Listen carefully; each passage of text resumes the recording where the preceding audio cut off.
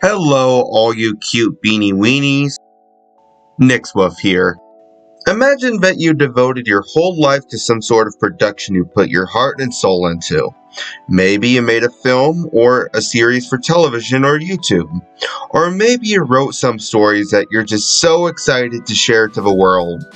You feel so proud of yourself for all the effort you put into this production to make it look so good.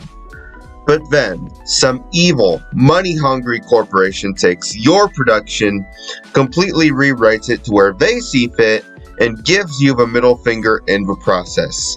That is exactly what happened to British television writer and producer Britt Allcroft, the creator of a popular children's television series Thomas and Friends. She got the idea after a meeting with the Reverend Wilbert Awdry, author of a railway series of children's books. Allcroft expressed desire to adopt these books into a television series. Upon the founding of her company in 1980, it took her and her husband 4 years to raise funds and create the first series or season of what would later be known as Thomas and Friends. For 37 years, the show saw massive popularity around the world, spawning 24 seasons, 14 films, 15 live shows, and who knows what else. I think it's safe to say that Allcroft was very proud of how popular her creation got to be.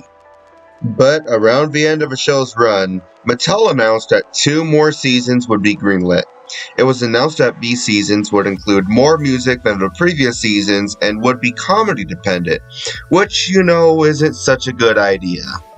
However, it was later revealed that Mattel would no longer attach this to the original series, but rather make these seasons into its own show titled Thomas and Friends All Engines Go. This show, which is co-produced by Nelvana, will be made up of 104 11-minute episodes and 2-hour-long specials, and is expected to premiere on Cartoon Network's Cartoonito preschool block on September 13th, 2021. However, those wishing to watch the show early may watch these episodes on YouTube. Now, in response to the reboot, Allcroft herself stated that by moving forward with this project, Mattel and Nelvana have tarnished the magic and the spirit of her work, as well as the work of Reverend Awdry. Judging by her response, she is upset that Mattel would tarnish her creation and the creation of Reverend Awdry for the sake of corporate meddling. And she has every right to be. No creator should have to witness a corporation like Mattel tear apart the magic of creativity and put some status quo product in its place, and it's sad how this seems to be the norm in entertainment today. Now, without further ado, here is my review on Thomas and Friends All Engines Go. The biggest problem that this show suffers from is that it's entirely different from the original Thomas and Friends show it's based on.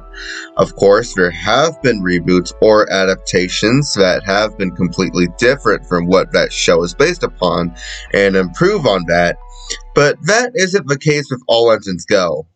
While the original series was calm and mellow with some dark elements making occasional appearances, especially in the earlier seasons, All Engines Go is kind of like that franchise's Teen Titans Go or Thundercats Roar, in which it drops the calm but dark mannerisms of the original show in favor of fast-paced, overly comedic writing, which, as evidenced with the critical reception of the 2 shows I've just mentioned, doesn't work well.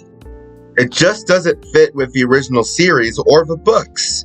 This new style of writing is so bad, it even supersedes logic. When you watch a show, you'll notice that the trains jump around onto another set of tracks, off ramps, or just doing a 360 in the air. Have you ever seen a train do something like that? One of the things that made the original show great was that although the trains have human characteristics, they're still trains and follow the same logical traits as actual trains, the most obvious being confinement to the train tracks. So when I'm seeing these characters dance around in All Engines Go, I definitely don't feel like I'm watching something Thomas related. And what's more, the trains use their wheels as hands. Like, how's that even possible? And if the trains could just jump around as they please, what's the point of having the tracks? You might as well just have them stand on their hind wheels and just start walking around Sodor. No, Even better, you might as well just use godforsaken Go Animate models. Another problem with All Engines Go is that all the characters have completely different personalities from the Railway series and the original show. You thought the character changes in the Sharon Miller episodes were bad. Listen to what All Engines Go did to these characters. Thomas is some irresponsible little kid who would always choose fun and looking cool over actually working and being useful. Percy is the token dim-witted best friend to the protagonist. Diesel is the implied false antagonist. Sandy's the token female. Sir Topham Hatt is still a comic relief character because the writers apparently didn't learn anything from the Sharon Miller era. And Gordon is kind of like the leader of his train group in a way. Of all these characters, I actually like Gordon the most, and that's really saying something, considering I never really liked Gordon because of how rude and arrogant he was in the early seasons. But here, he's much nicer and a good leader of a group. In conclusion, Thomas and Friends All Engines Go does not work as an installment of a Thomas franchise. The only real reason why it exists is that Mattel needs to make more money, even if it means depriving this franchise of any creative freedom just to make a generic corporate product. That is sad.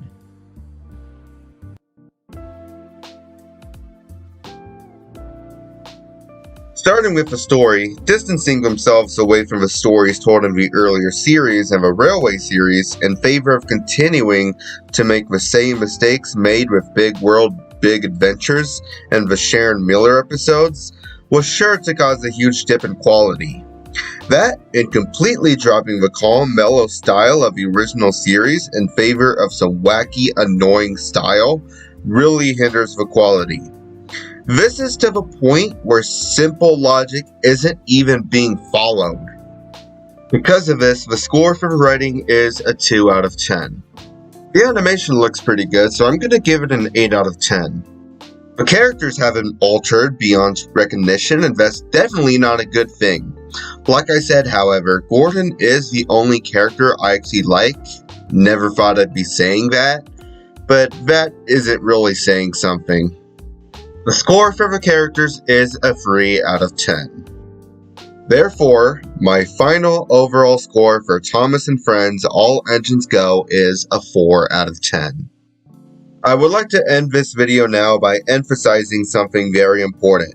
In Allcroft's response to the state of a franchise under Mattel, she considers her creation, as well as the creation of Reverend Audrey, to be magical because of how it has been enjoyed for many generations. Her analogy is absolutely correct, as the most important part of the magic of creativity is that the art must be timeless and enjoyed by many generations to come. This was what made the Railway series and the original show widely celebrated. Thus, it is important to showcase these works of art and make them widely accessible to our children and all future generations, not locked up in a vault somewhere to be forgotten. And it's sad to see such timeless classics get thrown into the vault in favor of shameless cash grabs. No creator should have to witness such an injustice.